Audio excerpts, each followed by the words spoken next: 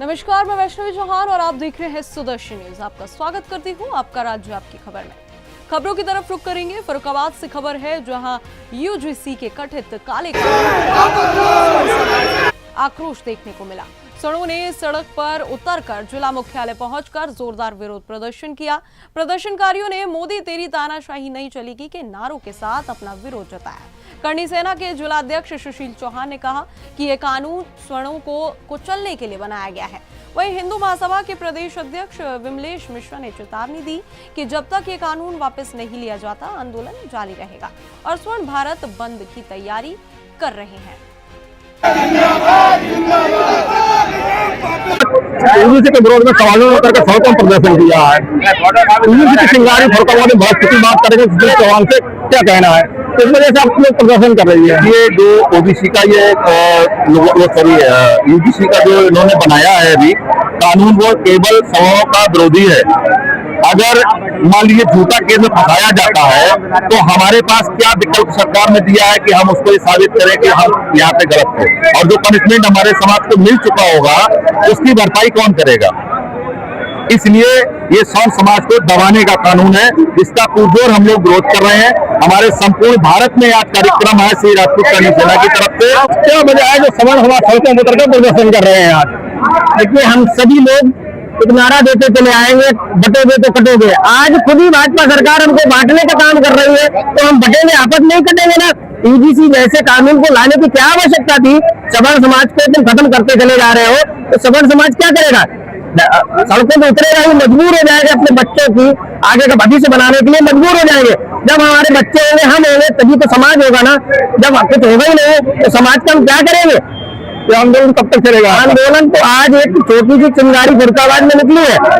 1 तारीख से पूरे भारत बंद का ऐलान किया गया है सवर्ण समाज की तरफ से। पूरा भारत बंद होगा। फर्रुखाबाद में हम लोग पुरजोर विरोध करेंगे और बाजार बंद कराने की हम सवर्ण समाज से अपील करेंगे, क्योंकि जो हमारा विरोध है वो किसी से नहीं है। हमारा विरोध खाली हमारे अपने बच्चों का भविष्य बचाने के लिए सरकार से है, और सरकार से विरोध करते रहेंगे जब तक ये काला कानून वापस नहीं होगा। फिरोजाबाद में 77वें गणतंत्र दिवस पर पुलिस लाइन परेड ग्राउंड में भव्य कार्यक्रम आयोजित किया गया। मुख्य अतिथि मंडलायुक्त शैलेंद्र कुमार सिंह ने ध्वजारोहण कर सलामी ली और शांति व सद्भावना के प्रतीकात्मक ट्राई कलर बलून आसमान में छोड़े। परेड का प्रथम कमांडर आईपीएस राजेश गुनावत रहे, जिसमें 9 टोलियों ने शानदार मार्च पास्ट किया। जिलाधिकारी वरिष्ठ पुलिस अधीक्षक सहित कई अधिकारी, समाजसेवी और नागरिक उपस्थित रहे। वहीं कार्यक्रम में बच्चों और समाज सेवियों ने देशभक्ति पर आधारित सांस्कृतिक प्रस्तुतियां दी। सर्वश्रेष्ठ प्रदर्शन करने वालों को पुरस्कार और प्रस्तुति पत्र प्रदान किए गए। पुलिस लाइन जमीन सलाम करे, आसमान सलाम करे और काम ऐसा करो। बधाई देता हूँ। आज यहाँ पर आपने देखा कि पुलिस लाइन के इस प्रांगण में भव्य परेड का आयोजन हुआ, जिसमें हमारे पुलिस कर्मियों ने कदम से कदम मिला करके साहस के साथ, विश्वास के साथ यहाँ पर परेड लिया, और इस परेड की सलामी लेने का मुझे अवसर प्राप्त हुआ। जो हमने देखा पुलिस कर्मियों में जो विश्वास था, उससे यह मैं विश्वास साथ कह सकता हूँ कि आगामी आने वाले समय में हमारे साथी, हमारे सहयोगी और बेहतर ढंग से काम करेंगे। यहाँ पर आज हमारे प्रशिक्षु आरक्षी भी यहाँ उपस्थित थे, उन लोगों ने भी इसमें एक लेसन लिया होगा। यहाँ पर तमाम स्कूल के बच्चों ने सांस्कृतिक कार्यक्रम भी आयोजित किए। उन सबको मैं बधाई देता हूँ कि जिन लोगों ने इन बच्चों को तैयार किया था, और इन बच्चों को सभी लोगों को बहुत बहुत बधाई। निश्चित रूप से गणतंत्र दिवस एक ऐसा अवसर होता है जब हम याद करते हैं उन लोगों को, याद करते हैं जिनके समस्या की बदौलत हमें नसीब हुआ है। हम उन अपने माननीय जो राजनीतिक उनको भी याद। चित्रकूट पुलिस लाइंस में 77वां गणतंत्र दिवस हर्षोल्लास और उत्साह के साथ मनाया गया। मुख्य अतिथि जिलाधिकारी पुलकित गर्ग ने राष्ट्रीय ध्वज फहराया और राष्ट्रगान का संचालन किया। पुलिस अधीक्षक अरुण कुमार सिंह ने परेड का निरीक्षण करते हुए हर्ष फायर किया। वहीं परेड में शामिल जवानों और अधिकारियों को शपथ दिलाई गई। क्षेत्र अधिकारी, नगर एवं अन्य निरीक्षकों ने परेड कमांड संभाली। वहीं समारोह में पुलिस महानिदेशक द्वारा सराहनीय योगदान के लिए एसपी अरुण कुमार सिंह और अपर पुलिस अधीक्षक सत्यपाल सिंह को सम्मानित किया गया। डीएम और एसपी ने सभी नागरिकों को गणतंत्र दिवस की शुभकामनाएं दी। आज की जो उपलब्धि है वो गणतंत्र दिवस पूरे देश का, हर हिंदुस्तानी का, चाहे वो ब्रह्मांड में कहीं भी, उसके लिए गौरव का विषय है। देखिए, आज 77th रिपब्लिक डे जो है वो मनाया जा रहा है और यहाँ रिपब्लिक डे के दिन यहाँ पे जो है वो कार्यक्रम आयोजित किया गया। यहाँ पे परेड का कार्यक्रम आयोजित किया गया। उसके बाद हमारे कप्तान साहब और अपर पुलिस अधीक्षक एवं अन्य सभी जो पुलिसकर्मी हैं जिनको पुरस्कृत किया गया है, चाहे प्रेसिडेंट मेडल है एवं अन्य जो मेडल्स हैं, वो सभी पुलिसकर्मियों को उसमें उनको दिलाए गए हैं। और इसके अलावा सभी जो स्कूली बच्चे हैं उनके द्वारा देशभक्ति पर विभिन्न सांस्कृतिक कार्यक्रम जो है वो सांस्कृतिक कार्यक्रम कराए गए हैं। और आज उत्कृष्ट जो आयोजन है इसके लिए मैं पूरे जो पुलिस विभाग है उनका मैं बिल्कुल तहे दिल से धन्यवाद करूंगा और उनको बधाई दूंगा कि उन्होंने इतना अच्छा आयोजन जो है आज यहाँ पुलिस लाइन्स के। देखिए, आज की जो उपलब्धि है वो गणतंत्र दिवस पूरे देश का, हर हिंदुस्तानी का, चाहे वो ब्रह्मांड में कहीं भी, उसके लिए गौरव का विषय है आज का गणतंत्र दिवस। उस पर आज हमारे पुलिस लाइन में जो परेड आयोजित हुई उसके मुख्य अतिथि हमारे क्रिमिनल एडमिनिस्ट्रेशन के मुखिया जिलाधिकारी चित्रकूट महोदय रहे। पुलिस कर्मियों ने पूरे मनोयोग से, पूरे उत्साह से, पूरी सजधज के साथ आज के इस त्यौहार को सेलिब्रेट किया। और हमारी जनपदी पुलिस की जो टीम है उसकी जो विभिन्न शाखाएं हैं, सभी को कहीं न कहीं से, चाहे वो महामहिम राष्ट्रपति महोदय का सराहनीय सेवा पदक हो जो हमारे अपर पुलिस अधीक्षक को और हमारे एक इंस्पेक्टर को मिला, या माननीय गृह मंत्री जी का उत्कृष्ट और अति उत्कृष्ट सेवा पदक हो, या फिर डीजीपी महोदय के स्तर से दिया जाने वाला सराहनीय सेवा सम्मान चिन्ह, उत्कृष्ट सेवा सम्मान चिन्ह हो, या फिर हमारे सबके प्रेरणा स्रोत कर्तव्य की धुरी। मुरादाबाद पुलिस लाइन में 77वें गणतंत्र दिवस के अवसर पर भव्य समारोह आयोजित किया गया। मुख्य अतिथि सहकारिता राज्य मंत्री जेपीएस राठौर ने राष्ट्रीय ध्वज फहराया और राष्ट्रगान के साथ पुलिस जवानों ने सलामी दी। कार्यक्रम में पुलिस उप महानिरीक्षक मुनिराज, SSP Satpal Antil, SP city Kumar, Ranvijay Singh और अन्य वरिष्ठ अधिकारी उपस्थित रहे। मंत्री राठौर ने उत्कृष्ट कार्य करने वाले अधिकारियों और जवानों को सम्मानित किया और सभी से संविधान और लोकतंत्र के मूल्यों को आत्मसात करने का संकल्प दिलाया।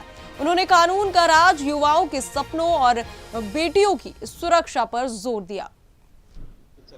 सर, आज मुरादाबाद में पहुंच आपने भी दिवस मनाया है, क्या कहेंगे आप? सबसे पहले तो मुरादाबाद के जनपद वासियों को गणतंत्र दिवस की बहुत बहुत शुभकामनाएं, बहुत बधाई। और जिस तरह से यहाँ पर गणतंत्र दिवस मनाया गया है और सभी नगरवासियों की यहाँ पर उपस्थिति रही है, हमारे सभी पुलिस व प्रशासनिक अधिकारी यहाँ पर रहे हैं, न्यायिक व्यवस्था के हमारे जज साहब भी लोग रहे हैं, हमारे सभी जनप्रतिनिधियों ने पूरे हर्षोल्लास के साथ ये गणतंत्र दिवस मनाने का काम किया। हमारा देश माननीय प्रधानमंत्री नरेंद्र मोदी जी के नेतृत्व में बहुत तेजी के साथ विकास कर रहा है, आगे बढ़ रहा है। उत्तर प्रदेश माननीय मुख्यमंत्री योगी आदित्यनाथ जी के नेतृत्व में आगे बढ़ रहा है और किस तरीके से एक बीमारू राज्य के कलंक को मिटाकर माननीय मुख्यमंत्री जी ने इसको विकसित उत्तर प्रदेश बनाने की दिशा में कदम बढ़ाया है। आज उत्तर प्रदेश की अर्थव्यवस्था देश की दूसरी सबसे बड़ी अर्थव्यवस्था हो गई है। ये हमारी समृद्ध होती विकास की एक हमारा आकार है, जिसके कारण हम आगे बढ़ रहे हैं और यहाँ पर युवाओं को अपने सपने पूरा करने का पूरा अवसर दिया जा रहा है। हर कोई व्यक्ति आज कानून का राज में सुरक्षित महसूस कर रहा है। कोई हमारी बहन बेटी रात में 12 बजे भी स्कूटी से कहीं जा। बस्ती पुलिस ने मुंबई के बांद्रा से एआईएमआईएम नेता असफरुल हक को गिरफ्तार किया। आरोपी पर 25,000 रुपए का इनाम था और वे लंबे समय से फरार चल रहा था। हिंदू बनकर युवतियों को प्रेम जाल में फंसाने, बलात्कार और ब्लैकमेलिंग कर देह व्यापार में धकेलने के आरोप उसके खिलाफ है। वहीं बस्ती एसपी अभिनंदन के निर्देशन में स्वाट टीम और सर्विलांस ने तकनीकी इनपुट के आधार पर उसे धर दबोचा। डीएसपी सत्येंद्र भूषण तिवारी ने बताया कि आरोपी की गिरफ्तारी से पूरे नेटवर्क का खुलासा किया जाएगा। ये थाना पुरानी बस्ती जनपद बस्ती का रहने वाला एक युवक जिसका नाम अफजरुल हक उर्फ प्रिंस है, ये पुलिस जनपद बस्ती थाना कोतवाली में पंजीकृत अभियोग में वांछित चल रहा था। 25,000 रुपए का उस पर इनाम था। इसको गिरफ्तारी के लिए गठित टीम द्वारा बांद्रा मुंबई इलाके से गिरफ्तार किया गया, जहाँ से नियमानुसार इसका न्यायालय से ट्रांजिट रिमांड प्राप्त किया गया। आज उसे बस्ती न्यायालय में पेश किया जा रहा है, जहाँ से नियमानुसार रिमांड याचना की जाएगी। इसमें साक्ष्य संकलन और अन्य कार्यवाही प्रचलित है। तथ्यों और साक्ष्यों के आधार पर जो भी वैधानिक कार्यवाही होगी, नियमानुसार वैधानिक कार्यवाही सुनिश्चित करेगी। इसके कुछ आपराधिक इतिहास है, पुलिस उनकी जानकारी कर रही है और इस संबंध में जैसा मैंने कहा कि सुसंगत साक्ष्यों के आधार पर ही नहीं, हमको लग रहा है कि बस्ती जोन में इस प्रकार का जो ये षड्यंत्र चल रहा है अफजरुल हक प्रिंस और उसके परिवार के द्वारा, अगर गंभीरता से इसकी किसी स्वतंत्र जांच एजेंसी से जांच कराई जाए तो मुझे लगता है कि ये पूरे देश में खलबली मच जाएगा। इतने बड़े नेटवर्क का पर्दाफाश होगा। ये बहुत बड़ा, बहुत कुख्यात अपराधी है। बस्ती में जिस प्रकार से अतीक और मुख्तार का खौफ उसके क्षेत्रों में दर्ज है, उसी प्रकार से बस्ती में इस अपराधी का खौफ दर्ज है। उसका जो बाप है वो भी 10 नंबरी अपराधी था, वो पत्रकारिता में आ गया है और जिसकी वजह से कुछ नेता मैंने जो है 2023 से ही मेरा जो है वो मुझे हॉस्पिटल में मिला था, जहाँ पे वो मुझे हिंदू बता के उसने बातचीत शुरू की। उस दौरान उसने मेरा नंबर वगैरह लिया। उसका नाम प्रिंस था और उसने जो हाथ में कलावा वगैरह बांधा था, तो मुझे लगा वो प्रिंस ही है। उसका नाम वो उसने हिंदू भी बताया था, तो मेरी बातचीत उससे हुई। उसके बाद देखिए, कानून का पालन कराना प्रशासन की जिम्मेदारी है और जब प्रशासन अपनी जिम्मेदारी से कहीं विचलित हो जाता है तब अपराधी उसका लाभ पा जाते हैं। नहीं तो आपको ये मालूम है भली भांति कि उसके खिलाफ। बुलंदशहर के खुर्जा नगर में कोतवाली पुलिस की वाहन चेकिंग के दौरान एक बड़ी मुठभेड़ हुई। पुलिस और बदमाशों के बीच कई राउंड फायरिंग हुई, जिसमें पुलिस की गोली लगने से बदमाश नदीम घायल हुआ, जबकि उसका साथी उजेफा को पकड़ लिया गया। घायल बदमाश से पूछताछ में सामने आया कि 2 दिन पहले हुई गौकशी उन्होंने ही की थी। मुठभेड़ के दौरान पुलिस ने एक मोटरसाइकिल, एक तमंचा, 315 बोर, एक खोखा कारतूस, जिंदा कारतूस, रस्सी और छुरी बरामद की। घायल को इलाज के लिए खुर्जा के सूरजमल जटिया अस्पताल में भर्ती कराया गया। में थाना खुर्जा नगर पुलिस की अपराधियों के साथ चेकिंग के दौरान मुठभेड़ हुई है। ये पहासू रोड की घटना है। इसमें एक अपराधी को घायल अवस्था में तथा एक को सामान्य अवस्था में गिरफ्तार किया गया है। प्रारंभिक पूछताछ में इन्होंने अपने नाम नदीम एवं उजेफा बताए हैं। पूछताछ में इन्होंने ये भी बताया है कि यह अपराधी गौकशी की घटना में संलिप्त रहते हैं तथा अभी 2 दिवस पूर्व खुर्जा नगर में गौवंशों के कुछ अवशेष मिले थे। यह घटना भी इन लोगों के द्वारा ही कारित की गई थी, जिसके संबंध में खुर्जा नगर पर एक अभियोग पंजीकृत है। वर्तमान में भी ये गौवंश की तलाश में ही पहासू रोड पर आम के बाग के पास निकले हुए थे। इसी दौरान इनकी पुलिस से आमना सामना होने पर इन्होंने पुलिस टीम पर जान से मारने की नीयत से फायर किया। आत्मरक्षा जवाबी कार्यवाही में ये घायल हुआ है। घायल अपराधी को उपचार के लिए तत्काल अस्पताल भिजवाया गया है। इन लोगों के पास से एक अवैध असला, कारतूस, बाइक और रस्से एवं छुरी बरामद हुई हैं। एवं इस प्रकरण में अग्रिम विधिक कार्रवाई। गोरखपुर में मुख्यमंत्री योगी आदित्यनाथ ने जनता दर्शन के दौरान लोगों की समस्याएं सुनी और संबंधित अधिकारियों को उनका निस्तारण करने के निर्देश दिए। मुख्यमंत्री ने दिग्विजयनाथ सभागार में यूपी के विभिन्न जिलों से आए नागरिकों से मिलकर उनकी समस्याओं का समाधान सुनने का अवसर लिया। इसके अलावा आज शाम वे बरकदवा चौराहे से जेल रोड पर नकाहा जंगल मानीराम स्टेशनों के बीच 4 लेन रेल उपरिगामी सेतु का लोकार्पण करेंगे। इसी तरह वरकदवा कोवाबाग जेल बाईपास मार्ग पर स्थित खकाची चौराहे पर भी 4 लेन फ्लाईओवर का उद्घाटन किया जाएगा।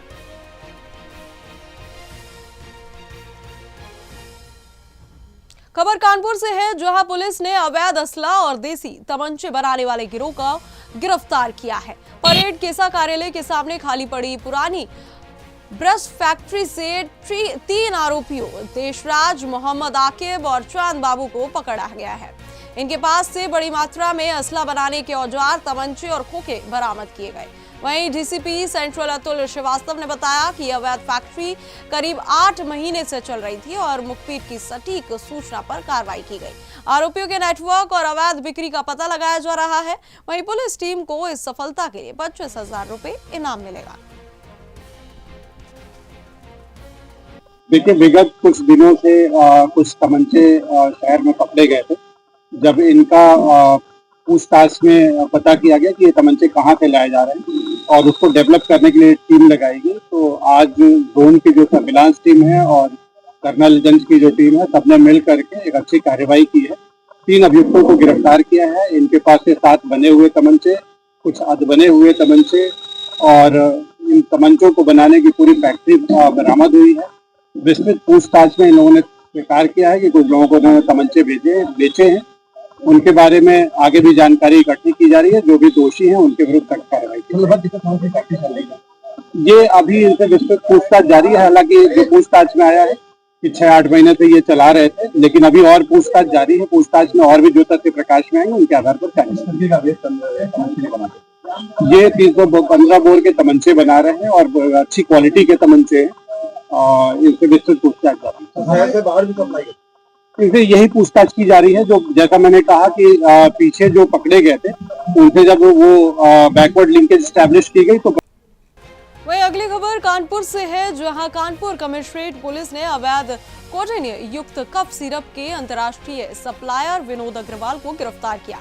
आरोपी पर औषधियों के अवैध विक्रय, भंडारण और अंतर्राष्ट्रीय स्तर पर परिवहन के आरोप थे। डीसीपी श्रवण कुमार सिंह ने बताया कि आरोपी के खिलाफ बीएनएस और एनडीपीएस एक्ट के तहत मुकदमा दर्ज था। गिरफ्तार अभियुक्त के खिलाफ साक्ष्यों में छेड़छाड़ और सरकारी कार्य में बाधा पहुंचाने के आरोप भी है। वहीं साइबर क्राइम ब्रांच और कलेक्टरगंज पुलिस की संयुक्त कार्रवाई में आरोपी को गिरफ्तार किया गया। 50,000 रुपए का इनाम भी आरोपी के ऊपर घोषित था। कि आपने देखा है कि नवंबर महीने में मुकदमा लिखा गया था और ये कोडेन कफ सिरप को लेकर के न केवल यहाँ बल्कि प्रदेश के विभिन्न जिलों में मुकदमा लिखा गया है और ये काफ़ी हाईलाइट भी रहा है और इसकी डीजीपी सर की लेवल पे मॉनिटरिंग हो रही है। साइटी बनी हुई है लखनऊ में, हमारे यहाँ साइटी बनी हुई है। पुलिस कमिश्नर श्री रघुवीरलाल सर के निर्देश में ये पूरा का पूरा मुकदमे की मॉनिटरिंग हो रही है और क्राइम ब्रांच को ये पूरा केस जो 8 मुकदमे यहाँ पे लिखे गए हैं वो दिया गया था। हमारी ये डीसीपी साइबर अंजलि और इनकी पूरी टीम लगी रही, हमारी क्राइम ब्रांच की टीम लगी रही, स्वाट और सर्विलांस की लगी रही और इस पर 50,000 का रिवार्ड हम लोगों ने डिक्लेयर कर रखा था। और फाइनली हम लोगों को जो इनपुट मिला मैनुअल प्लस सर्विलांस के माध्यम से इसकी लोकेशन हम लोगों को मिली, नारनौल जो महेंद्रगढ़ हरियाणा में पड़ता है। हमारी टीम रवाना हुई, 2-3 दिन वहाँ पे लगातार रही। फिर फाइनली कल हम लोगों ने इनको अरेस्ट किया है, इसको अभियुक्त को, और वहाँ पे इसको ट्रांजिट रिमांड लिया है। ट्रांजिट रिमांड लेकर के यहाँ पे आए हैं।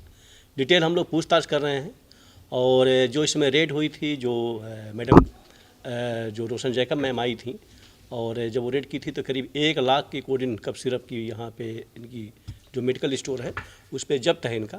टोटल अभी तक हम लोगों ने जो मिलान किया है लगभग 20 लाख कोडेन की जो कफ सिरप है वो सेल की मिली है, जिसमें 11 लाख के आसपास का हम लोगों के पास डिटेल आया है। अभी भी 8,50,000 बोतल जो कोडेन कफ सिरप है उसका मिलान होना शेष है और वो हम लोग अब उसको मिलान के लिए टीमें अपनी लगाए हुए हैं। बिजनौर के चांदपुर क्षेत्र में बीती रात होटल से खाना खाकर लौट रहे 2 भाइयों पर युवकों ने हमला किया। हमले में एक युवक फैजल के पैर में गोली लगी, जिसे तत्काल अस्पताल में भर्ती कराया, जहां उसकी हालत फिलहाल स्थिर है। घटना के पीछे आपसी रंजिश की आशंका जताई जा रही है। वहीं पुलिस ने नामजद आरोपियों सलमान, आरिफ, शहजाद समेत अन्य के खिलाफ मुकदमा दर्ज किया है और उनकी गिरफ्तारी के लिए संभावित ठिकानों पर दबिश दी जा रही है। वहीं क्षेत्र में कानून व्यवस्था बनाए रखने के लिए पुलिस बल तैनात किया गया है। दिनांक 25 जनवरी 2026 को दोपहर करीब 2:30 बजे थाना चांदपुर पर सूचना प्राप्त हुई कि एक व्यक्ति फैसल, जिसकी उम्र करीब 24 वर्ष है, अपने फ्रेंड के साथ में बाइक से चांदपुर के लिए आ रहा था। उसी दौरान नूर नर्सिंग होम के पास में 2 व्यक्ति सलमान और आरिफ, जो कि पहले से ही खड़े थे, उनके द्वारा पूर्व की कहासुनी को लेकर के फैसल के ऊपर फायर कर दिया गया, जिससे फैसल के दाहिने पैर में गोली लगी है। सूचना प्राप्त होते तत्काल थाना पुलिस मौके पहुंची और पीड़ित फैसल को उपचार हेतु अमरोहा के आदमपुर गांव में सोमवार को एक हृदय विदारक हादसा हुआ। 2 वर्षीय मासूम भैरव पुत्र गौरव सैनी घर के बाहर खेलते समय खुले नाले में गिर गया। और मौके पर ही मौत हो गई। परिजन और ग्रामीणों ने सड़क निर्माण ठेकेदार की लापरवाही को हादसे का कारण बताया। आरोप है कि नाले पर ढकाई नहीं की गई और रोड रोलर रखे होने से रास्ता संगरा था। हादसे के बाद ग्रामीणों ने ठेकेदार के खिलाफ जोरदार धरना प्रदर्शन किया। मासूम के पिता गौरव ने गहरे सदमे में इस घटना पर दुख जताया।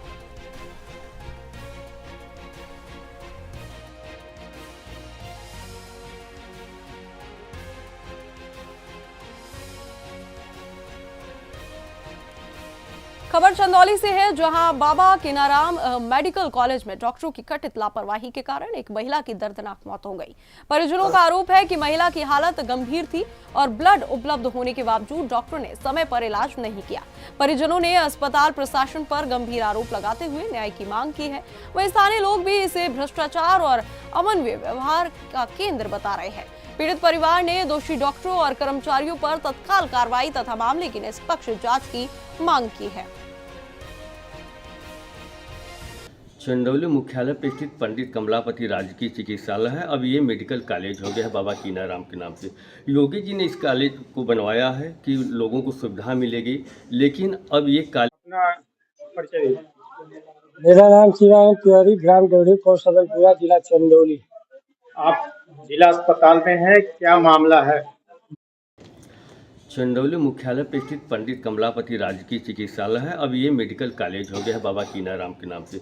योगी जी ने इस कॉलेज को बनवाया है कि लोगों को सुविधा मिलेगी, लेकिन अब ये कॉलेज जो है डॉक्टरों की लापरवाही से लोगों की इसमें मौत हो जा रही है। अभी डेवढ़ी से एक आए हैं, क्या मामला है? आप यहाँ पे देख रहे हैं कि क्या हुआ है, भीड़ लगी हुई है। सर, हमारी भाभी हैं और 21 तारीख को हम लोग लेकर यहाँ पे आए थे, तो डॉक्टर ने इलाज कर रहा था तो बोले कि ब्लड की कमी है। तो हम लोग बोले थे कि ठीक है महोदय जी, ब्लड बताइए, हम लोग बाहर ले मंगवा दें। तो बोले कि तुम ब्लड क्या मंगवाओगे, तुम तो पूरे भारत को खरीद लोगे। तो हमने जो है कि चुप हो गया और बोले कि तुम होते कौन हो बोलने वाले, तो फिर हम हट गए। क्या नाम है डॉक्टर का जो आपके साथ ऐसे बोल रहे हैं? डॉक्टर का नाम है सुरेंद्र सिंह और 4 दिन हो गया उनका पता नहीं चल रहा है। ब्लड लगाए, ब्लड लगाकर वो चले गए। और जो यहाँ पे कंपाउंडर हैं वो तो बोलते हैं कि तुम लोग क्या करोगे, तुम लोग तो कानून पढ़ा रहे मुझे। अभी मेरे को 2 घंटे पहले घुरुक कर भगा दिए कि जाओ तुमको जो करना है करो। इसमें जो दवा लिखी जाती है अंदर मिलती है या बाहर से लिखी जाती है? नहीं, दवा तो महोदय जी मिलती है अंदर, लेकिन जो दवा 4 घंटे पे चलना चाहिए वो 12 घंटे पे एक बार यूज होता है। ब्लड आप दिए थे, ब्लड वहाँ पे चढ़ाया गया था उनको? ब्लड लगाएं, लगाकर 2-3 मिनट चढ़ा होगा ब्लड। फिर दर्द उनको होने लगा तो हम लोग जाकर बोले कि महोदय जी दर्द हो रहा है। तो वो आए, ब्लड निकाल कर बोले कि ठीक है 5 मिनट के बाद डॉक्टर साहब आएंगे, वो देखेंगे। अब 5 मिनट लिया, 4 दिन हो गया और डॉक्टर को पता नहीं चल रहा है। और जो कंपाउंडर हैं वो तरह तरह की बातें कर रहे हैं। डॉक्टर ने अपने मुँह में खुद बोले हैं कि ब्लड अगर दे देंगे तो ये पूरा तरीके से बच जाएंगे, लेकिन ब्लड लेने के बाद भी डॉक्टर चले गए। यानी आज भाभी हमारी चली गई, उनका 2 छोटे छोटे बच्चे, उनका क्या होगा। हम चाहते हैं कि कानून प्रक्रिया के आधार उनके ऊपर कार्रवाई किया जाए, बच्चे को देखभाल के लिए कुछ किया जाए। ये बाबा कीनाराम हॉस्पिटल है, नई बिल्डिंग है, 4था मंजिल है। यहाँ पे पुलिस प्रशासन के भी लोग आए हैं, कैमरामैन के दिखाएं, शांति व्यवस्था बनाए रखने के लिए। एक चीज़ मैं ये कहना चाहता हूँ कि योगी जी स्वास्थ्य विभाग को लेकर इतनी कटिबद्ध हैं, लेकिन जो बड़े बड़े डॉक्टर हैं इसको बिजनेस बना लिए हैं, बाहर की दवाइयाँ लिखते हैं और लापरवाही होती है। सबसे बड़ी कि यहाँ के जो डॉक्टर हैं बनारस से आते जाते हैं, यहाँ पे कोई नहीं रहता है। मैं प्रिंसिपल साहब से कहना चाहता हूँ और जो वाइस प्रिंसिपल हैं नैन्सी जी, उनसे कहना चाहता हूँ कि लापरवाह डॉक्टर पे कार्रवाई करें। ये महिला है, इनकी मौत हो चुकी है, इनकी उम्र लगभग 28 साल हो गई, छोटे छोटे बच्चे हैं। अब छोटे छोटे बच्चों को कौन देखेगा? ये परिजन है, रो रो के इनका बुरा हाल है। ऐसे भ्रष्ट डॉक्टरों पे कार्रवाई होनी चाहिए। मैं योगी जी से कहना चाहता हूँ कि मेडिकल कॉलेज जो भ्रष्टाचार का अड्डा बन गया है, प्रिंसिपल साहब से कहना चाहता हूँ, डीएम साहब से कहना चाहता हूँ कि इस पर तत्काल रोक लगाएं, नहीं तो ऐसे ही लोगों की मौत होती रहेगी इसी हॉस्पिटल में और ये रुकने वाली नहीं है। कैमरामैन सतीश तिवारी के साथ जिला प्रशांत सिंह, जनपद।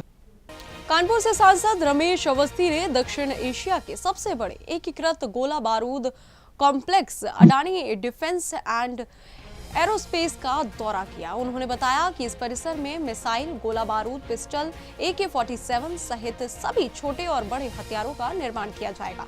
सांसद ने इसे कानपुर के लिए गर्व की बात बताया और अडानी समूह की सराहना की, जिन्होंने मात्र 180 महीनों में इस विश्व स्तरीय डिफेंस यूनिट का निर्माण किया। रमेश अवस्थी ने कहा कि ये यूनिट दक्षिण एशिया और विश्व की सबसे बड़ी डिफेंस उत्पादन सुविधा में एक से एक है। समूह की डिफेंस यूनिट का निरीक्षण किया और निरीक्षण के दौरान हमने पाया कि अडानी समूह बड़े स्तर पर हथियारों का निर्माण भी कर रहा है, चाहे मिसाइल हो, चाहे गोला बारूद हो, चाहे हमारे पिस्टल और वेपन्स हो, AK-47 राइफल्स हो। इन तमाम हथियारों का निर्माण अडानी समूह अपनी इस यूनिट में कर रहा है और ये कानपुर वासियों के लिए बड़ी गर्व की बात है कि आज अडानी समूह की जो डिफेंस यूनिट है वो दक्षिण एशिया की सबसे बड़ी डिफेंस यूनिट है और साथ में आज दुनिया में ऐसी कोई भी डिफेंस यूनिट नहीं है जहां पर मिसाइल्स बने एक साथ, जहां पर गोला और बारूद भी बने और जहां पर पिस्टल और राइफल्स भी बने। मतलब 3 या 4 चीज जो भी रक्षा क्षेत्र में होती हैं वो एक साथ बने, ऐसी कोई वर्ल्ड में यूनिट नहीं है। तो ये वर्ल्ड की पहली यूनिट है जहां पर तमाम तरीके। खबर ललितपुर से है, जहां NH-44 के केलगवा चौराहे पर निर्मित आधा अधूरा ओवरब्रिज का लोकार्पण सांसद अनुराग शर्मा ने गणतंत्र दिवस के मौके पर कर दिया। इस पुल को पूरा होने में अभी 2 से 3 माह और लगेंगे। बावजूद इसके सांसद ने फीता काटकर उद्घाटन किया। वहीं पत्रकारों के तीखे सवालों पर सांसद ने संयम से जवाब देने की बजाय उल्टे नसीहतें देना शुरू कर दिया। वहीं UGC और शंकराचार्य से जुड़े विवादित सवालों पर सांसद ने मैदान छोड़ दिया। इस अवसर पर सांसद ने मुख्यमंत्री योगी आदित्यनाथ और प्रधानमंत्री नरेंद्र मोदी की जमकर प्रशंसा की।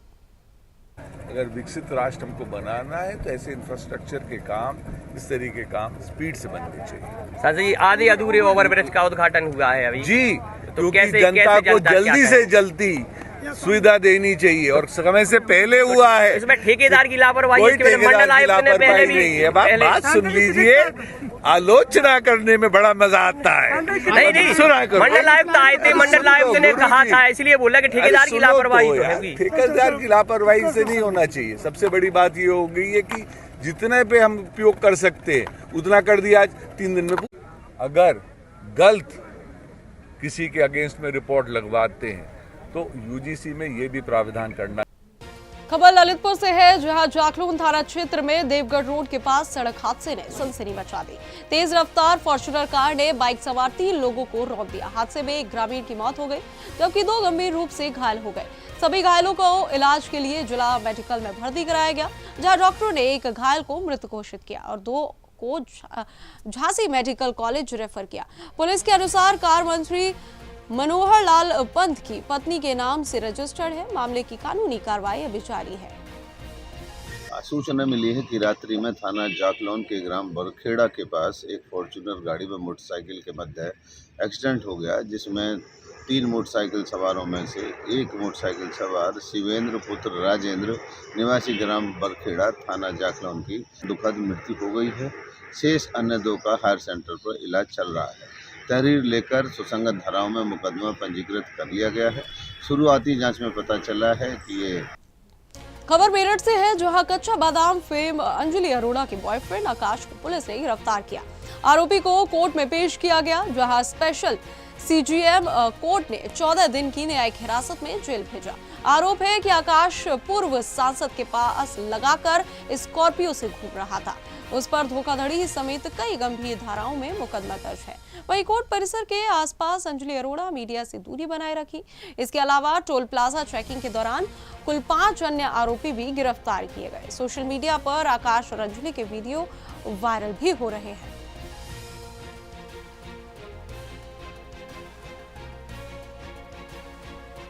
वृंदावन के चैतन्य विहार कॉलोनी स्थित राजकीय बालिका संरक्षण गृह से सोमवार रात 5 नाबालिग लड़कियां फरार हो गई, जिसके बाद मथुरा प्रशासन और पुलिस में हड़कंप मच गया। जिला समाज कल्याण विभाग की तहरीर पर मुकदमा दर्ज किया गया।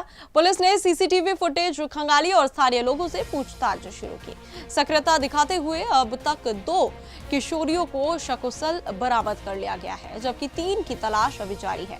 वहीं अधीक्षक और संबंधित कर्मचारियों की कथित लापरवाही पर सख्त वैधानिक कार्रवाई करने का आदेश भी दिया गया है। बालिका गृह में क्या ये बालिका गृह में सूचना प्राप्त हुई थी। थाना क्षेत्र वृंदावन में यह पड़ता है कि रात्रि में करीब 1 बजे के करीब ये सूचना मिली कि यहाँ से 4-5 बालिकाएं कल रात में भाग गई हैं। इस सूचना पर यहाँ अभी जिला समाज कल्याण अधिकारी और बाकी पूरी टीम यहाँ उपस्थित है और इसमें समाज कल्याण विभाग की तरफ से जो तहरीर प्राप्त है उसके आधार पर मुकदमा पंजीकृत किया गया और हमारी टीमें लगातार सीसीटीवी और आसपास। ग्वालियर एवं चंबल संभाग के सबसे बड़े जया रोग चिकित्सालय में मरीजों के अटेंडरों के लिए बड़ी सुविधा की शुरुआत की गई है। अस्पताल प्रशासन ने निःशुल्क धर्मशाला चालू की है, जिसमें महिला और पुरुष अटेंडरों के लिए अलग अलग सुव्यवस्थित व्यवस्था की गई है। अस्पताल अधीक्षक डॉक्टर सुधीर सक्सेना ने बताया कि जया रोग में यूपी, एमपी और राजस्थान से इलाज कराने आने वाले मरीजों के अटेंडरों को बेहतर सुविधा प्रदान की जा रही है। वहीं ललितपुर के मरीज देवेश सिंह ने इलाज के साथ साथ धर्मशाला की व्यवस्थाओं की भी प्रशंसा की। जो जया रोग चिकित्सालय में जो मरीज आते हैं, करीब 8 जिलों के मरीज आते हैं, वो काफ़ी दूर से आते हैं। उनके रुकने के लिए अभी हमने जो धर्मशाला है वो उसको शुरू कर दिया गया है। उसमें धर्मशाला में सभी तरह की सुविधा उपलब्ध हैं। मरीजों को आराम से रुकने के लिए पूर्णतः व्यवस्थित धर्मशाला है और उसको 24 घंटे संचालित किया जा रहा है। नहीं, देवेंद्र सिंह सर। कहाँ के निवासी? ललितपुर जिले के सर। अच्छा, आप ये कहाँ पे आए हैं? ग्वालियर साहब। ग्वालियर कौन से हॉस्पिटल में है? जी हजारिया हॉस्पिटल है साहब। तो अच्छा, आप यहाँ कहाँ रुकने के लिए कोई व्यवस्था है आपको? धर्मशाला है साहब। अच्छा, धर्मशाला कैसी है आपको? बढ़िया है साहब, बिल्कुल नंबर 1 की व्यवस्था है साहब, कोई परेशानी नहीं है, सब व्यवस्था है सही। अच्छा, आपको नहीं बढ़िया चल रहा है साहब, सब जाँचें माँचें हो चुकी, अब उसका इलाज होना है कि बस। अच्छा। मध्य प्रदेश के सीधी जिले के पथरौला स्थित संदीपनी विद्यालय में 77वां गणतंत्र दिवस हर्षोल्लास और गरिमापूर्ण ढंग से मनाया गया। विधायक कुंवर सिंह टेकाम ने राष्ट्रीय ध्वज फहराया, राष्ट्रगान किया और सभी उपस्थितों को संविधान की शपथ दिलाई। अपने संबोधन में उन्होंने कहा कि गणतंत्र दिवस हमें संविधान, लोकतंत्र और देश की एकता, अखंडता की याद दिलाता है। समारोह में स्कूली बच्चों ने देशभक्ति से ओतप्रोत सांस्कृतिक प्रस्तुतियां दी, जबकि उत्कृष्ट कार्य करने वाले कर्मचारी, छात्र और समाज सेवी सम्मानित किए गए। इस अवसर पर विद्यालय प्राचार्य और हजारों ग्रामीण एवं वरिष्ठ नागरिक उपस्थित रहे। विकास की वो जो पहिया है, जो विकास के वो फ्रेम है, उसमें भी अपना योगदान हम अच्छा करें और उसमें भी अपना फ्रेम में अपना नाम अंकित करें, हम भी अपना कुछ योगदान दें।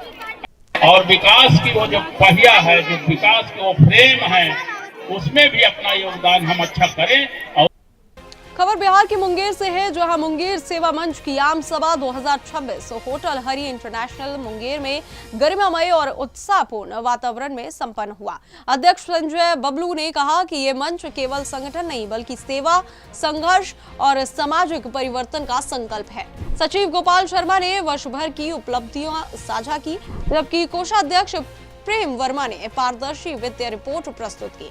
संरक्षण गणों ने संगठन विस्तार और सदस्यता अभियान को आगे बढ़ाने का आह्वान किया। सभा में सभी सदस्यों को सम्मानित किया गया, जिससे संगठन की एकजुटता और समाज में प्रभाव की भावना प्रबल हुई। उसके बाद हम लोगों ने उसका एक डिस्को चटाई से कल्पना करना चालू किया। सब लोग बैठे कार्यकारिणी के, उससे थोड़ा आगे बढ़े, नहीं भाई डिस्को चटाई नहीं, पिलर डाल के इसको बनाया जाए। उसके बाद थोड़ा आगे बढ़े तो सेज अब इसमें बढ़िया दे दिया जाए चदरे का। फिर हम लोग घाट का निरीक्षण किए और घाट के निरीक्षण में ये पता चला घाट पर पहले से कुछ सीमेंट की सीढ़ी बेंच लगा हुआ था। तो हम लोगों ने इच्छा किया कि क्यों न हम लोग 9 आदमी, वहां पर 8 आदमी आए हुए हैं। मोदीनगर शहर में दबंगों की दादागिरी का सनसनीखेज मामला सामने आया है। 26 जनवरी की रात 10 से 12 बजे के बीच महामाया चौकी क्षेत्र में आरोपियों ने पहले एक मकान मालिक को पीटा और उसकी गाड़ी तोड़ दी। मकान मालिक जान बचाकर वहां से भागा। इसके बाद दबंगों ने एक होटल पर हमला कर खाना खाने आए युवकों को भी बुरी तरह पीटा। बताया जा रहा है कि आरोपियों पर पहले से कई मुकदमे दर्ज है और उन्हें राजनीतिक संरक्षण प्राप्त है। दोनों पीड़ितों ने मोदीनगर थाना क्षेत्र में शिकायत दी है। पुलिस ने मामला दर्ज कर जल्द गिरफ्तारी का आश्वासन दिया। मेरा नाम सुनील त्यागी है।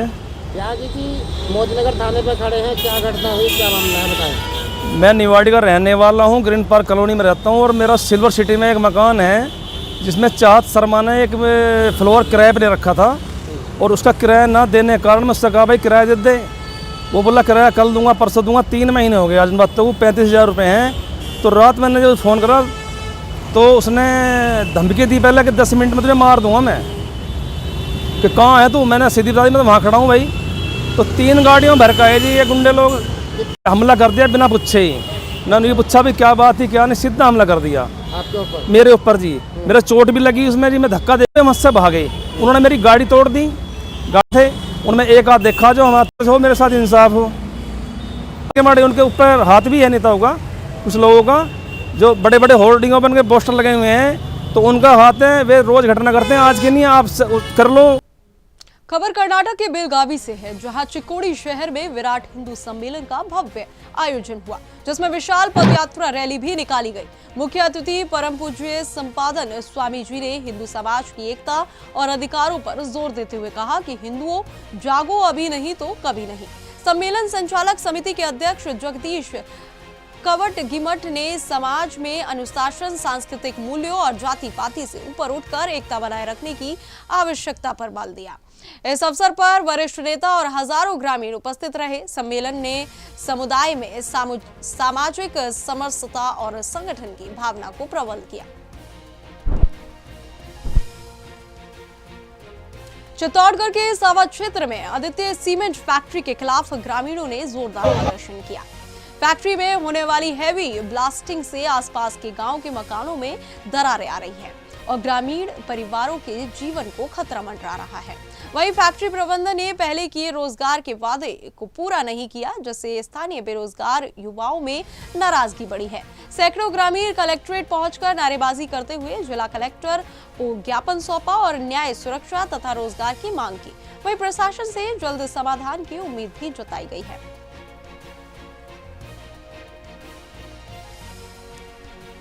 दरारें आ रही है और बहुत सारे ऐसे जंगली जानवर जो हमारे गांव वाले परेशान हैं। गांव में कोई बकरी चराने नहीं जा सकता है, कोई चरावार नहीं है हमारे गांव के आसपास। और जो ब्लास्टिंग होती है, जो कंपन होता है, उनसे हमारे घरों में ऐसी। सर मेरा नाम है। क्या मांग के मांगो ले ज्ञापन या प्रदर्शन कर रहे हो? सर है ना, हमारे वो आदित्य क्षेत्र वाले है तो दूसरे गाँव के बार बार पे आके मजदूर काम कर रहे हैं हमारे गाँव। और फिलहाल इस बुलेटिन में इतना ही। देश और दुनिया की तमाम खबरों के लिए हमारे साथ बने रहे और देखते रहे सुदर्शन न्यूज। जय हिंद।